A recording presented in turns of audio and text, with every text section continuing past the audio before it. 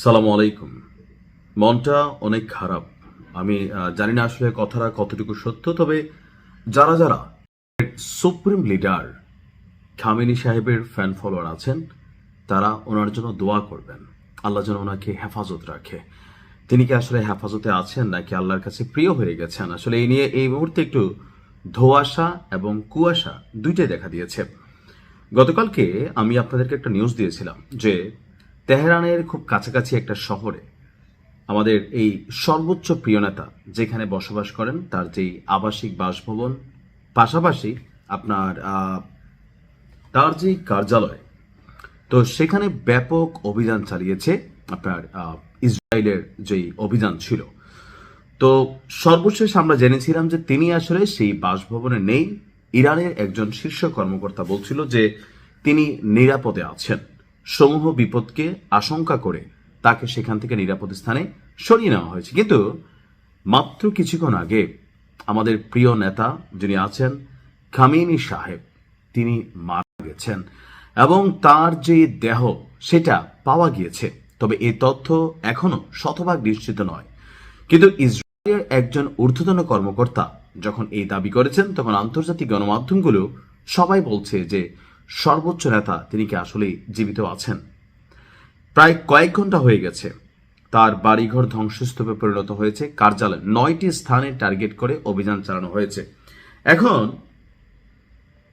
এই এত ঘন্টা যখন নিউজটা হলো, তো এরপরেও আসলে ইরানের পক্ষ থেকে অথবা আমাদের প্রিয় নেতার পক্ষ থেকে কোনো রকম ভিডিও বার্তা বা কোনো রকম বার্তা আসেনি। আমি যখন নিউজটি রেকর্ড করছি তখন পর্যন্ত আসলে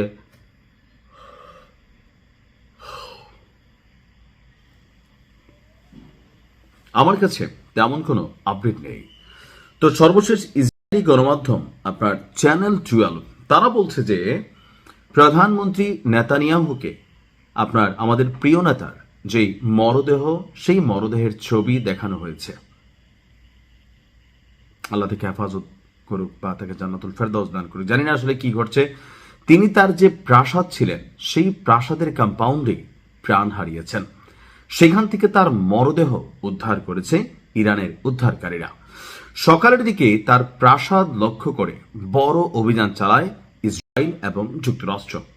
নিউ ইয়র্ক টাইমস পরবর্তীতে স্যাটেলাইটের মাধ্যমে একটি ছবি প্রকাশ করে এতে দেখা গেছে তার প্রাসাদটি পুরোপুরি শেষ হয়ে গেছে, ধ্বংসস্তূপে আপনার কি বলা হয়েছে পরিণত হয়েছে। তবে আমি যখন নিউজটি করছি, এর বেশ কয়েকটি অসমর্থিত সূত্র বা সামরিক বাহিনীর পক্ষ থেকে কিছু বার্তা আসছে যে এটা আসলে একটা মনস্তাত্ত্বিক ন্যারেটিভ তৈরির চেষ্টা।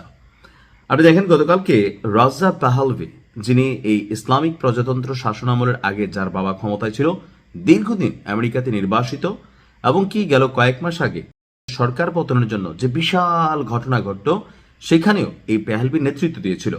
তো এখন গতকালকের এই ঘটনার পরে আমি যখন নিউজটি করছি, পেহলভি আবার একটা বার্তা দিয়েছে। তার বার্তা হচ্ছে যে আমেরিকা তার সহযোগিতাটা করে দিয়েছে, বাকি কাজটা কার? ইরানের জনগণের। অর্থাৎ ট্রাম্প বলছিল তাদের এই অভিযানের মূল লক্ষ্য হচ্ছে যে ইসলামী প্রজাতন্ত্রের শাসন সিস্টেম কায়েম আছে সেটাকে শেষ করা। আর এটার জন্য সবচেয়ে বড় যে ক্যারেক্টার, সর্বোচ্চ নেতা তিনি, কারণ নেতৃত্বহীন হয়ে গেলে তখন বিচলিত হয়ে যায়। এখন আমার কাছেও এটার দুইটা বিষয় মনে হয়েছে যে এই মুহূর্তে যদি প্রিয় নেতা মারা যান সেটা ইরানও প্রকাশ করবে না, আবার তিনি মারা গেছেন এই ধরনের একটা ন্যারেটিভ ছড়িয়ে আপনার কি বলা হয় যে মানে ইরানের যারা জনগণ আছেন তাদের সামনে বা যারা বিভিন্ন বাহিনীর সদস্যরা আছেন তাদের সামনে তাকে বা সেনাবাহিনী যারা আছেন তাদের মনোবলটাও শেষ করে দেওয়া যায়। তো আল্লাহ ভালো জানে, দোয়া চাইছি। ভালো থাকুন। আসসালামু আলাইকুম।